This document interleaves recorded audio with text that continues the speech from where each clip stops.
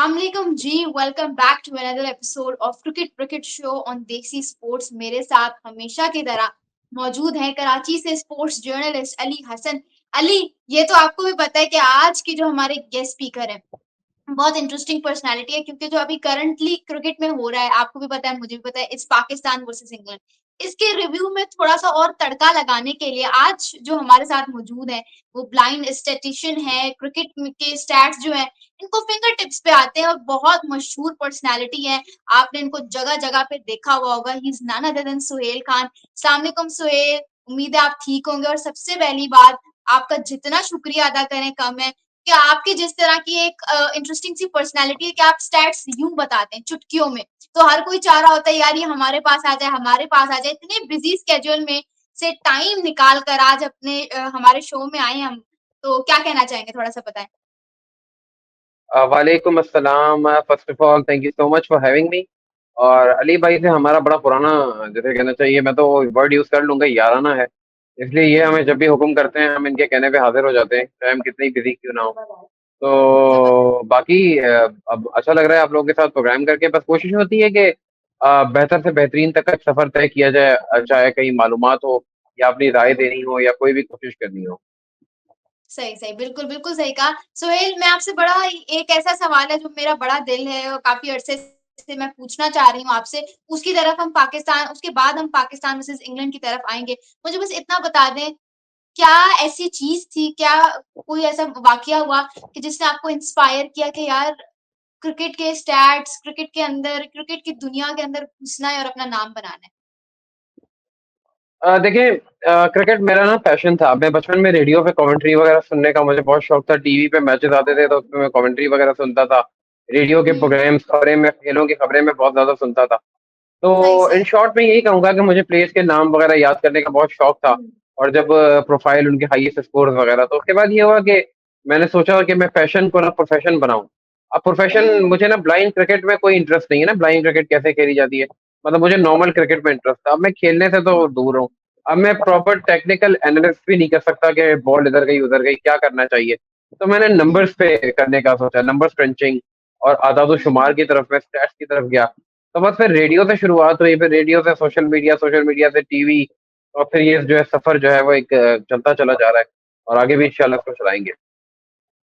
वाक़ई में very, very impressive from your side Suhail. आप वाक़ई में एक इंस्पिरेशन हैं। इतने ज़्यादा ऑब्स्टेकल्स, इतनी ज़्यादा रुकावटों के बावजूद जिस तरह से आपने आज अपना नाम बनाया है, आप हर एक उस बच्चे की क्या, हर एक उस इंसान के लिए एक इंस्पिरेशन है, ठीक है? जिसके जो हमेशा यही बहाना कर देता है कि मेरे रास्ते में तो ये रुकावट है, तो मैं अपने फलाना ड्रीम को अचीव नहीं कर सकता। ख़ैर, आते हैं पाकिस्तान वर्सेस इंग्लैंड के टेस्ट मैच की तरफ। डे 2 के इख्तिताम पे पाकिस्तान का बैटिंग लाइनअप भी अपने इख्तिताम को पहुँचा और इसमें हमने देखा अब्दुल्ला शफीक ने बड़ी ग्लिस्टरिंग और ज़बरदस्त सेंचुरी स्कोर की, फिर कप्तान शान मसूद ने एक ज़बरदस्त नॉक खेली। उसके अलावा सलमान अली आगा, अली क्या है कि सलमान अली आगा ना थोड़े-से अंडररेटेड होते हैं, कि मतलब एक ऐसा बंदा जो मुसलसल 7 और 8 पोज़ीशन पे आके बैटिंग कर रहा है और फिर भी उस हमेशा इस तरह की इनिंग्स खेल के चला जाता है कि जब भी उसके रन्स की ज़रूरत पड़ती है ना, 80 टू 90 रन्स तो उसके किसी भी टेस्ट मैच में उठा के देख लें, किसी भी टेस्ट इनिंग्स में उठा के देख लें, कहीं नहीं गए।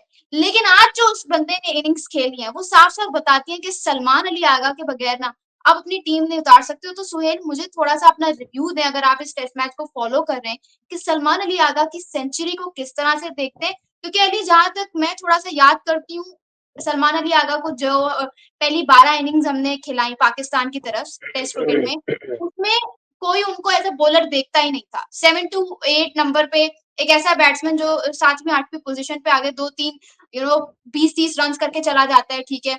सिर्फ़ हर कोई उसको उसी नज़रिए से देखता था। अब उसके ऊपर इतना बर्डन आ गया है कि he is also scoring runs on 7 to 8 position. ना सिर्फ़ वो, बल्कि बॉलिंग में भी वो बंदा 40 से 50 ओवर्स आराम से डाल देता है और वो भी विकेट के साथ। तो मुझे ये थोड़ा-सा बताएँ सुहेल, कि आपका क्या कहना है सलमान अली आगा के बारे में? देखिए, फर्स्ट क्लास क्रिकेट बहुत ज़्यादा तजुर्बा है। जो प्रॉपर फर्स्ट क्लास क्रिकेट खेलकर खिलाड़ी आएगा ना, ताकि हुँ, ये टॉप ऑर्डर के खिलाड़ी हैं, ज़ाहिर-सी बात है, ये इनकी पोज़ीशन नहीं है जहाँ ये खेल रहे हैं 7-8। ये बेसिकली इन्हें टॉप ऑर्डर में ही खेलना चाहिए, लेकिन चलें खैर, पाकिस्तान की जहाँ जगह उनको मिली। असल बात हुँ, होती है लाइबा कि जो आपको प्लेस मिले ना उसको अडॉप्ट किया जाए। अब आज आप ये देखें कि अपने टेस्ट करियर की थर्ड 100 उन्होंने मुकम्मल कर ली। हुँ, 1000 टेस्ट रन अपने कंप्लीट कर लिया, और मैं आपको बता दूं ये दो स्टैट्स बीच में कि एक तो वो ऐसा करने वाले 60th पाकिस्तानी प्लेयर है जिन्होंने टेस्ट क्रिकेट में 1000 रन बनाए हैं। और इंग्लैंड के खिलाफ नंबर 8 पे बैटिंग करते हुए कामरान अकमल के बाद दूसरे खिलाड़ी हैं जिन्होंने इंग्लैंड के खिलाफ जो है वो सेंचुरी स्कोर की है, और बड़े यूटिलिटी प्लेयर हैं। मुझे याद है हबीब बैंक से खेला करते थे, और इसके साथ साथ लाहौर के लिए हमने इनको खेलते देखा है। और इनको आप जो अटैक करवा लें, टेल एंडर्स को अपने साथ खिलाना जानते हैं, और उन्होंने अपना प्रूव कर लिया है। वैसी बात है जहाँ उनको बॉलिंग में भी जो, तो जब आप किसी चीज को जब आपको अडॉप्ट करना हो तो आप ऐसा कर हुँ, सकते हैं। और देखे ना कि जो प्लेटफॉर्म फराम कर दिया था शान मसूद ने, देखिए 27 इनिंग्स के बाद हुँ, सेंचुरी उनके बैट से आई 4 साल बाद, 34th Pakistani player to score 2000 test run. और इसके बाद फिर अब्दुल्ला शफीक जो इससे पहले बिल्कुल नाकाम थे, उनकी 5th टेस्ट सेंचुरी। उसके बाद उस प्लेटफॉर्म को एक ऐसी जरूरत थी, तो शकील ने भी नॉट आउट इनिंग खेली, लेकिन जो फिनिश किया सलमान अली आगा ने। इसीलिए कहा जाता है कि जब तक ये खिलाड़ी 3-4 सीजन फर्स्ट क्लास के ना खेल ले, उसको आप हुँ, प्रॉपर पाकिस्तान के लिए चांस ना दें। मेरा यही मानना है। बिल्कुल, ये जो डायरेक्ट खिलाड़ी खेल जाते हैं, आपको प्रॉपर तरीके से जो है ना प्रॉपर फर्स्ट क्लास क्रिकेट खेलने के बाद ही खिलाड़ी को पाकिस्तान के लिए चांस देना चाहिए। बिल्कुल, बिल्कुल सही कहा, बिल्कुल सही कहा। अली, आप इस रिव्यू को कैसे देखते हैं? बिल्कुल सही कह रहे हैं सलमान अली का आगा के हवाले से मैं यही कहना चाहूँगा आज जिस अंदाज से सुहेल भाई भी उसको चीज़ों को देख रहे होंगे, वो एग्रेसिव स्टैंड से खेले थे, डिफेंसिव नहीं खेले थे। जिस तरह से वो हुँ, हिटिंग कर रहे थे, लीच को उन्होंने तबीयत से अच्छा उनकी धुलाई की, फिर उनका एक कैच जो बाउंड्री को पकड़ने की कोशिश की गई थी लेग से, लेकिन उसके बाद वो कहा गया कि 6 है। उसके बाद उन्होंने बैक दोबारा छक्का मारा, अटेम्प्ट किया, यानी कि घबराहट बिल्कुल उनके अंदर नज़र नहीं आ रही थी। बिल्कुल तो नहीं। यही हुँ, अच्छी बात है मॉडर्न क्रिकेट में कि थोड़ा-सा वो चेंज करके रिस्क फैक्टर में जा रहे हैं और परफॉर्म कर रहे हैं। उन्हें पता है कि देखिए रन्स तो बन चुके हैं। हुँ, बेशान मसूद ने बना दी, अब्दुल्ला शफीक ने बना दी, फिर सऊद शकील ने बना दी, तो उन्होंने भी सोचा क्यों ना खुल के खेलें। लेकिन मैं हुँ, थोड़ा-सा अब इससे थोड़ा-सा आगे कंटिन्यू बनाऊँगा सुहेल भाई। एक 2 सवाल को मैं मर्ज करूँगा। एक तो ये कि जब कहा जा रहा है कि बैटिंग के लिए जो एक जन्नत साबित हो रही है बैट्समैनों के लिए विकेट, तो उसपे बाबर आज़म क्यों फ्लॉप हो गए? 30 रन की इनिंग खेल के वो वापस पवेलियन लौट गए क्योंकि क्राउड बहुत ज़्यादा उनको देखने के लिए वहाँ पे मौजूद थी। एक तो ये बताएँ कि क्यों मुस्तकिल वो जो है परफ़ॉर्म नहीं कर पा रहे, टेस्ट क्रिकेट में हो या बड़ी कोई इवेंट हो? और फिर दूसरा ये बताएँ कि बॉलर्स के लिए कब्रिस्तान कहा जा रहा है मुल्तान की विकेट को, केविन पीटरसन, माइकल वॉन ये लोग बार-बार तनकीद कर रहे हैं। तो ये क्या वाक़ई में सही विकेट है कि अब इंग्लैंड भी शायद इस विकेट पे कामयाब हो जाएगा या पाकिस्तान की जो अगर अबरार को लगा दे तो कुछ फेवर में चल जाएगी? ये दोनों का बताइएगा, बाबर का और विकेट के हवाले से। देखिए बाबर इस वक्त ना बहुत अनफॉर्चुनेट बैट पैच से गुजर रहे हैं। 17 इनिंग्स हो गई हैं, और कहीं भी बाबर इस वक्त खेलेंगे तो उनके लिए मुश्किल हो रही है। मेरा ख्याल है एक कभी कभी ना ऐसा होता है बैटर के हैसियत से, कि जो मैं समझ पा रहा हूँ जितना मैं इस चीज को ऑब्जर्व करूंगा, कि एक मेंटली तौर पे इंसान बड़ा अजीब फील कर रहा होता है। जब उसके 30-35 तक बाबर पहुंचते होंगे तो खुद ही उनको डर होता होगा आउट ना हो जाऊं, आउट ना हो जाऊं, फिर वो आउट हो रहे हैं, फिर उनकी कुछ टेक्निकल फॉल्ट भी हम देख रहे हैं। हमने देखा हुँ, एलबीडब्ल्यू हो रहे हैं फास्ट बॉलर पे, फिर लेग स्पिनर पे भी उनकी वीकनेस सामने आ रही है। तो बाबर का जो टाइम इस वक्त आप कह लें कि वो जो है ना वो ऐसा चल रहा है कि इस वक्त तो उन्हें कैसी भी विकेट पे चाहे कितनी फ्लैट विकेट क्यों ना हो, हालांकि कहीं ना कहीं नसीम शाह जैसा खिलाड़ी या फिर शाहीन शाह अफरीदी जैसा बैटर भी जो है वो रन कर गया पाकिस्तान के लिए यहाँ पे। तो हुँ, बाबर आता कि कप्तानी से भी अब रिलैक्स है, तो उन्हें खुद भी सोचना चाहिए कि या तो उन्हें रेस्ट अगर चाहिए, थोड़ा सा क्रिकेट से कभी कभी दूर हो जाना भी बहुत बेहतर होता है, मैं समझता हूँ। कभी कभी इंसान को ना अपने आप को टाइम देना चाहिए, कभी कभी रिलैक्सेशन बहुत जरूरी है। अरे इतना बुरा हाल नहीं है पाकिस्तान क्रिकेट का, कामरान गुलाम वगैरह हैं डोमेस्टिक के प्लेयर, अगर बाबर नहीं भी खेलेंगे, लेकिन हमारे यहाँ जो एक इनसिक्योरिटी होती है ना प्लेयर को लेके, कि अगर मैं चला गया तो एक जगह पर गया तो फिर वापस नहीं आऊंगा, और थोड़ा सारी दिमाग में चीजें भी चल रही होती हैं। वरना दुनिया में यही देखा गया है चाहे कितना ही बड़ा प्लेयर क्यों ना हो, वो मतलब ये नहीं देखते, जब उनको रेस्ट करना होता है कभी कभी अपने लिए रेस्ट कर लेते हैं। तो आई फील, हुँ, मुझे ऐसा लगता है कि बाबर को थोड़ा सा ये सोचना होगा। बाकी देखिए 556 पाकिस्तान ने की है, कब्रिस्तान है, कुछ भी है, भाई हमारी विकेट अब जो भी है यही है। अब जहां तक बात है इंग्लैंड की, इंग्लैंड ने नो डाउट 20 ओवर खेले, 96 को 1 कर दिए उन्होंने। लेकिन ये बात ध्यान में रखिएगा लाइबा और अली भाई के, इंग्लैंड बस बॉल स्टाइल खेलता है, वो तेज खेलेंगे, वो पाकिस्तान को ना चांसेस देंगे। आज भी आप देखेंगे हुँ, 5 रन की औसत से ऑलमोस्ट उन्होंने बैटिंग की है। जैक क्रॉली जो वैसे ही पाकिस्तान के खिलाफ खेलना बहुत पसंद करते हैं, डबल 100 कर चुके हैं, फिर 20 में 100 कर चुके हैं, बड़े रन कर चुके हैं। तो इंग्लैंड के उन चांसेस को हमें अवेल करना होगा। आज अबरार अहमद ने जो गेंदें की, इतना मजा नहीं आया उन्हें देख के, लेकिन आई होप कि कल पाकिस्तान उनके जो चांसेस हैं उनको अवेल करे। इंग्लैंड कभी भी ड्रॉ के लिए नहीं खेलेगा। हुँ, जैसे हम रावलपिंडी में 579 कर गए थे उनके 657 के जवाब में, उसके बावजूद वो मैच रिजल्ट ओरिएंटेड हो गया था। इंग्लैंड मैच को रिजल्ट ओरिएंटेड बनाएगा चाहे वो हार ही क्यों ना जाए। इसीलिए वो श्रीलंका से भी हार गए अपना मैच, क्योंकि उनको वो रिजल्ट ओरिएंटेड ही बनाएंगे। तो वो चांसेस को कितना हम अवेल कर पाते हैं इंग्लैंड के स्टाइल में, हम कितना फायदा उठा पाते हैं। देखिए इंग्लैंड अगर बैटिंग पूरा दिन करता है ना और विकेट नहीं गिरती, तो 350-400 रन तो आराम से वो बना देंगे। एक दिन में वो 500 भी बना के चले गए थे पिंडी में। तो ये ध्यान में रखिएगा कि कल का दिन इस मैच के फेट को काफी हद तक डिसाइड कर देगा। नहीं तो एटलीस्ट हम एक सिचुएशन तक पहुंच चुके होंगे। मुझे ऐसा लगता है कि जो पाकिस्तान ने बैटिंग जिस तरीके से कर दी है, हम स्टिल इंग्लैंड भी इस गेम से मुकम्मल आउट नहीं है। तो इट्स वेरी इंटरेस्टिंग। लेकिन जो माइकल वॉन और केविन पीटरसन ने कहा, जो आपका असल सवाल है, देखिए बहुत ज्यादा जल्दबाजी का वो ना करें। हर मुल्क जो है ना वो ठीक है, विकेट ठीक है, रन बन गए, तो ये वही वाली बात है कि हम रन बनाए तो रोड है। बाकी बांग्लादेश वाले अपने मुल्क में कुछ करें तो वो भाई वो टर्नर है। तो ऐसा नहीं होता, बेसबॉल। थोड़ा सा ज्यादा हो गया। बिल्कुल। बिल्कुल, अच्छा, बिल्कुल। एक सवाल और ऐड करना चाहूँगा कि देखिए बाबर की आपने बात की, अभी इसी महीने के आखिर में ऑस्ट्रेलियन टूर भी करना है। इंडिया उससे पहले वहाँ पे क्रिकेट खेल रहा होगा। तो समझते हैं कि अगर वो बाबर को बिठाते हैं, जैसे कुछ बातें आती हैं कि बाबर अब रेस्ट कर लें, बाबर अब रेस्ट कर लें, वो परफ़ॉर्म नहीं कर पा रहे। तो उसका इम्पैक्ट उनकी कमी का जो है वो पाकिस्तान टीम में पड़ेगा। फिर वही वाली बात होगी कि एक पिलर बिल्डिंग का हटा दिया जाए तो बिल्डिंग जो है वो बैलेंस आउट हो जाती है और फिर वो कोलैप्स करना शुरू कर देती है। क्या समझते हैं कि रिस्क दोबारा लेना पड़ेगा और बाबर को रखना ज़रूरी पड़ेगा कि चलें हौसला बढ़ाने की खातिर ही सही? आप क्या कहेंगे? देखिए मैं सबसे पहले तो बाबर को खुद सोचना चाहिए अपने बारे में। आई थिंक इतने वो बड़े प्लेयर हैं, वो डिसीजन कभी कभार इंसान को खुद ले लेना चाहिए। बाकी जो ऑस्ट्रेलिया की बात आप करें ना, वो व्हाइट बॉल फॉर्मेट है।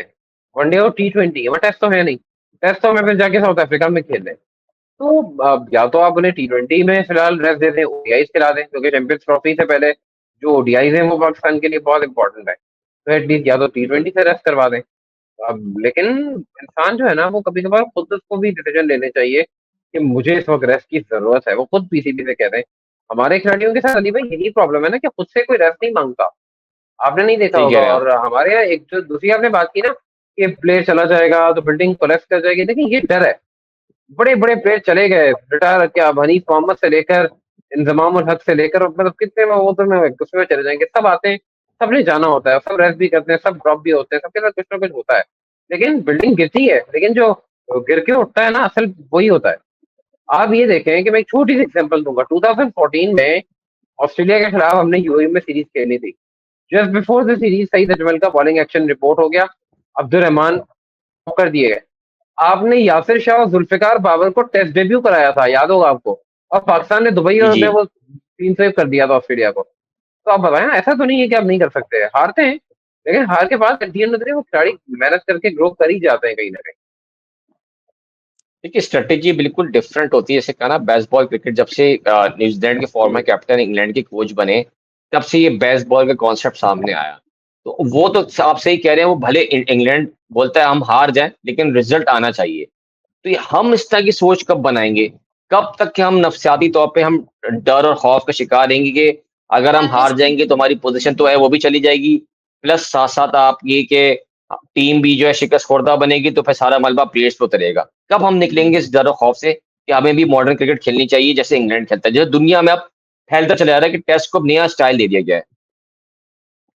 बिल्कुल, हर ऑलमोस्ट हर कोई फॉलो कर रहा है। इंडिया बांग्लादेश को आप देखें क्या हुआ वहां टेस्ट मैच के अंदर, रोहित शर्मा ने जिस तरह डिसीजन लिया। अब ये देखें ना कि हमारे यहाँ असल में अली भाई प्रॉब्लम ये है कि हमारे माइंडसेट बड़े इनसिक्योर है। प्लेयर हो, बहुत। कोचिंग स्टाफ हो, कोई out of the box decision कप्तान लेने का नहीं। मैंने अगर सोचेगा कोई कप्तान सोचता है कि यार मैं out of the box decision ले लूं तो कल को हार जाएगा तो कप्तान जिम्मेदार हो जाएगा। प्लेयर अगर रिस्क लेंगे तो फौरन यहाँ ड्रॉप कर दिया जाता है। जैक क्रॉली, अब ये देखें 48 टेस्ट मैच अपना खेल रहे हैं और इनकी टेस्ट एवरेज 32 की है, ठीक है ना। अब कोई एवरेज नहीं है, बीइंग अ टेस्ट ओपनर 32 की average good for nothing. But वो खिलाड़ी 48वां टेस्ट मैच क्यों खेल रहा है लगातार, ड्रॉप क्यों नहीं किया जाता उसको। उसको रिलाय, क्योंकि इंग्लैंड को पता है कि वो खिलाड़ी रन कर देगा। शान मसूद की बात करें, हम बाकियों की बात ही नहीं करते। शान मसूद का जब से कमबैक हुआ है सिंस 2022, वो हमेशा इंटेंट शो करते रहे करते रहे करते रहे, हमने लेकर रिलाय किया।